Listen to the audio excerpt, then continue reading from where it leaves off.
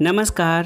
कहानी संसार में लीजिए सुनिए। हिंदी के प्रसिद्ध व्यंग्यकार हरिशंकर परसाई का लिखा व्यंग इस तरह गुजरा जन्मदिन। वाचन स्वर मेरा यानी अनुराग चौधरी का है। 30 साल पहले 22 अगस्त को एक सज्जन सुबह मेरे घर आए। उनके हाथ में गुलदस्ता था। उन्होंने स्नेह और आदर से मुझे गुलदस्ता दिया। मैं अकचका गया। मैंने पूछा, यह क्यों? उन्होंने कहा, आज आपका जन्मदिन है ना। मुझे याद आया, मैं 22 अगस्त को पैदा हुआ था। यह जन्मदिन का पहला गुलदस्ता था। वे बैठ गए। हम दोनों अटपटे थे, दोनों बेचैन थे। कुछ बातें होती रहीं। उनके लिए चाय आई। वे मिठाई की आशा करते होंगे। मेरी टेबल पर फूल भी नहीं थे। वे समझ गए होंगे कि सवेरे से इसके पास कोई नहीं आया। इसे कोई नहीं पूछता।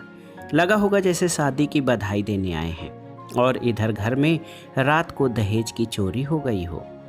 उन्होंने मुझे जन्मदिन के लायक नहीं समझा। तब से अभी तक उन्होंने मेरे जन्मदिन पर आने की गलती नहीं की। धिक्कारते होंगे कि कैसा निकम्मा लेखक है कि अधेड़ हो रहा है मगर जन्मदिन मनवाने का इंतजाम नहीं कर सका। इसका साहित्य अधिक दिन टिकेगा नहीं।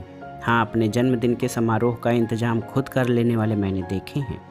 जन्मदिन ही क्यों, स्वर्ण जयंती और हीरक जयंती भी खुद आयोजित करके ऐसा अभिनय करते हैं जैसे दूसरे लोग उन्हें कष्ट दे रहे हैं। सड़क पर मिल गए तो कहा, परसों शाम के आयोजन में आना भूलिए मत। फिर बोले, मुझे क्या मतलब, आप लोग आयोजन कर रहे हैं, आप जाने। 4-5 साल पहले मेरी रचनावली का प्रकाशन हुआ था।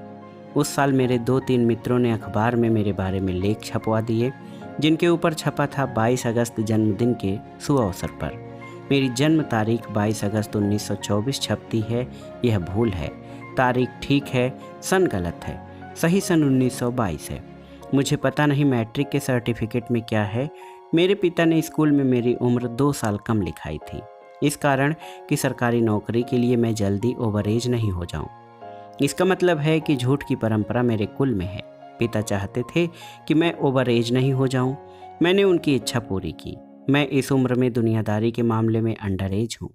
लेख छपे तो मुझे बधाई देने मित्र और परिचित आए। मैंने सुबह मिठाई मंगा ली थी। मैंने भूल की। मिलने वालों में 4-5 मिठाई का डिब्बा लाए। इतने में सब निपट गए। अगले साल मैंने सिर्फ 3-4 के लिए मिठाई रखी। 5वें सज्जन मिठाई का डिब्बा लेकर आए। फिर हर 3-4 के बाद कोई मिठाई लिए आता। मिठाई बहुत बच गई। चाहता तो बेच देता और मुआवजा वसूल कर लेता। ऐसा नहीं किया। परिवार और पड़ोस के बच्चे 2-3 दिन खाते रहे। इस साल कुछ विशेष हो गया। जन्मदिन का प्रचार हफ्ता भर पहले से हो गया। सूर्य ग्रहण, चंद्र ग्रहण के घंटों पहले उसके वेद लग जाते हैं, ऐसा पंडित बताते हैं। वेद के समय लोग कुछ नहीं खाते। वेद यानी वेदना। राहु केतु के दांत गड़ते होंगे ना। मेरा खाना पीना तो नहीं छूटा वेद की अवधि में, पर आशंका रही कि इस साल क्या करने वाले हैं यार लोग। प्रगतिशील लेखक संघ के संयोजक जयप्रकाश पांडे आए और बोले, 21 तारीख की शाम को एक आयोजन रखा है, उसमें एक चित्र प्रदर्शनी है और आपके साहित्य पर भाषण है। गया से डॉक्टर सुरेंद्र चौधरी आ रहे हैं। अंत में आपकी कहानी सदाचार का ताबीज का नाटक है। मैंने कहा, नहीं, कोई आयोजन मत करो, मैं नहीं चाहता। जयप्रकाश पांडे ने कहा, मैं आपकी मंजूरी नहीं ले रहा हूँ, आपको सूचित कर रहा हूँ। आपको रोकने का अधिकार नहीं है। आपने लिखा और उसे प्रकाशित करवा दिया। अब उस पर भी कोई बात नहीं करता है। इसी तरह आपके जन्मदिन को कोई भी मना सकता है, जैसे आप कैसे और क्यों रोकेंगे। वहीं बैठ दूसरे मित्र ने कहा, हो सकता है बम्बई में हाजी मस्तान आपके जन्मदिन का उत्सव कर रहे हों, क्या आप उन्हें रोक सकते हैं? तर्क सही था। मेरे लिखे पर मेरा सिर्फ रॉयल्टी का अधिकार है। मेरा जन्मदिन भी मेरा नहीं और मेरा मृत्यु दिवस भी मेरा नहीं होगा। यूँ उत्सव, स्वागत, सम्मान का अभ्यस्त हूँ।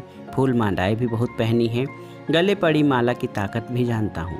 अगर शेर के गले में किसी तरह फूल माला डाल दी जाए तो वो हाथ जोड़कर कहेगा, मेरे योग्य सेवा।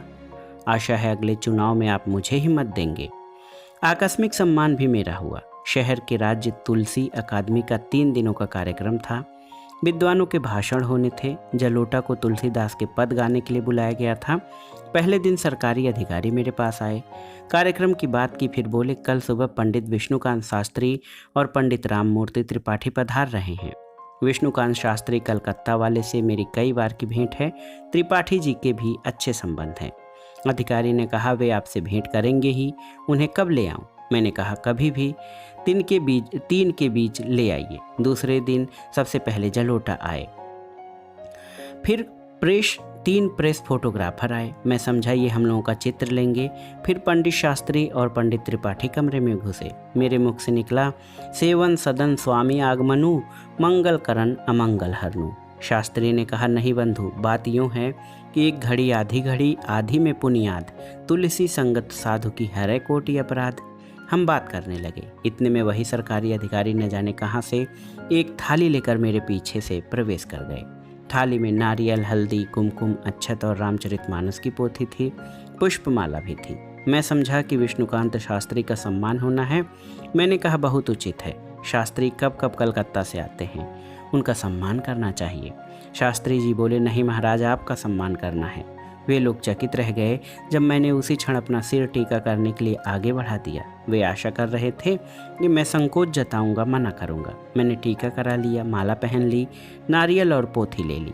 दूसरे दिन एक अखबार में छपा, तुलसी अकादमी वाले दोपहर को परसाई जी के घर में घुस गए और उनका सम्मान कर डाला। ऐसी बलात्कार की खबरें छपती हैं। 21 तारीख की शाम को एक समारोह मेरी अनुपस्थिति में हो गया। भाषण, चित्र प्रदर्शनी, नाटक। दूसरे दिन जन्मदिन की सुबह थी। मैं सोकर उठा ही था कि पड़ोस में रहने वाले एक मित्र दंपति आ गए। मुझे गुलदस्ता भेंट किया और एक लिफाफा दिया। बोले, happy birthday, many many happy returns. मैंने सुना है मातम पुरसी करने गए एक सज्जन के मुख से निकल गया था मेनी हैप्पी रिटर्न्स। कम अंग्रेजी जानने से यही होता है। एक नीम इंग्लिश भारतीय कंपनी भारती की पत्ती अस्पताल में भर्ती थी। उनकी एंग्लो इंडियन पड़ोसी ने पूछा, mister Verma, how is your wife? Verma ने कहा, aunty, something is better than nothing. गुलदस्ता मैंने टेबल पर रख दिया। उसके बगल में लिफाफा रख दिया। खोला नहीं, समझा शुभकामना का कार्ड होगा, पर मैंने लक्ष्य किया कि दंपति का मन बातचीत में नहीं लग रहा है। वे चाहते हैं कि मैं लिफाफा खोलूं। मैंने खोला, उसमें से 1001 रुपये के नोट निकले। मैंने इसकी क्या ज़रूरत है जैसे फालतू वाक्य बोले बिना रुपए रख लिए। सोचा इसी को गुड मॉर्निंग कहते हैं। आगे सोचा कि अगले जन्मदिन पर अखबार में निवेदन प्रकाशित करवा दूंगा कि भेंट में सिर्फ रुपए लाएं। पुनर्विचार किया, ऐसा नहीं छपवाऊंगा, हो सकता है कोई नहीं आए। उपहारों का ऐसा होता है कि आपने जो टेबल लैंप किसी को शादी में दिया है वही घूमता हुआ किसी शादी में आपके पास लौट आता है। रात तक मित्र, शुभचिंतक, अशुभचिंतक आते रहे। कुछ लोग घर में बैठे कह रहे होंगे, साला अभी जिंदा है, क्या किया, 1 साल और जी लिए तो कौन सा पराक्रम किया। नहीं, वक्त ऐसा है कि एक दिन भी जी लेना पराक्रम है। मेरे एक मित्र ने रिटायर होने के 10 साल पहले अपनी 3 लड़कियों की शादी कर डाली। मैंने कहा, तुम दुनिया के प्रसिद्ध पराक्रमियों में हो। भीम वीर थे, पराक्रमी थे, पर उन्हें 3 लड़कियों की शादी करनी पड़ती तो चूहे हो जाते। जिजीविषा विकट शक्ति होती है। खुशी से भी जीते हैं और रोते हुए भी जीते हैं। प्रसिद्ध इंजीनियर डॉक्टर विश्वेश्वरैया 100 साल से ऊपर जिए। उनके 100वें जन्मदिन पर पत्रकार ने उनसे बातचीत के बाद कहा, अगले जन्मदिन पर आपसे मिलने की आशा करता हूँ। विश्वेश्वरैया ने जवाब दिया, क्यों नहीं मेरे युवा मित्र, तुम बिल्कुल स्वस्थ हो। यह उत्साह से जीना हुआ। और वे बुढ़ऊ भी जीते हैं जिनकी बहुएं सुनाकर कहती हैं, भगवान अब इनकी सुन क्यों नहीं लेते। जिंदगी के रोग का और मोह का कोई इलाज नहीं। मृत्यु भय से आदमी को बचाने के लिए तरह तरह की बातें कही जाती हैं। कहते हैं, शरीर मरता है, आत्मा तो अमर है। व्यास ने कृष्ण से कहलाया है, जैसे आदमी पुराने वस्त्र त्याग कर नए वस्त्र ग्रहण करता है, वैसे ही आत्मा एक शरीर छोड़कर दूसरा शरीर धारण कर लेती है। मगर ऐसी सूक्ष्म आत्मा को क्या चाटें। ऐसी आत्मा न खा पी सकती है, न भोग कर सकती है, न फिल्म देख सकती है। नहीं, मस्तिष्क का काम बंद होते ही चेतना खत्म हो जाती है। मगर हमको मालूम है जन्नत की हकीकत, लेकिन दिल को खुश रखने को गालिब ये ख्याल अच्छा है। गालिब के मन पर मौत छाई रहती थी। कई शेरों में मौत है, पता नहीं ऐसा क्यों है। शायद दुखों के कारण हो। गमे हस्ती का असत क्या हुआ, जुजमर्ग इलाज समझ हर रंग में जलती है शहर होने तक। कैदे हयात बंदे गम असल में दोनों एक हैं। मौत से पहले आदमी गम से निजात पाए क्यों। रविंद्रनाथ ने लिख दिया, मीत मेरे दो विदा मैं जा रहा हूँ, सभी के चरणों में नमन में जा रहा हूँ। यार की ये कुंजियाँ लो तुम संभालो, अब नहीं घर बार मेरा तुम संभालो। आ रही है टेर अब मैं जा रहा हूँ। कबीरदास ने शांति से कहा, यह चादर सुर नर मुनि ओढ़ी, मूरख मैली कीन्ही। दास कबीर जतन से ओढ़ी, जस की तस धर देनी चदरिया, झीनी रे बीनी। इस सब के बावजूद जीवन की जय बोली जाती रहेगी। तो दोस्तों, ये थी हिंदी के प्रसिद्ध व्यंग्यकार का लिखा हुआ व्यंग, इस तरह गुजरा जन्मदिन। ये व्यंग आपको कैसा लगा हमें कमेंट बॉक्स में ज़रूर बताइएगा।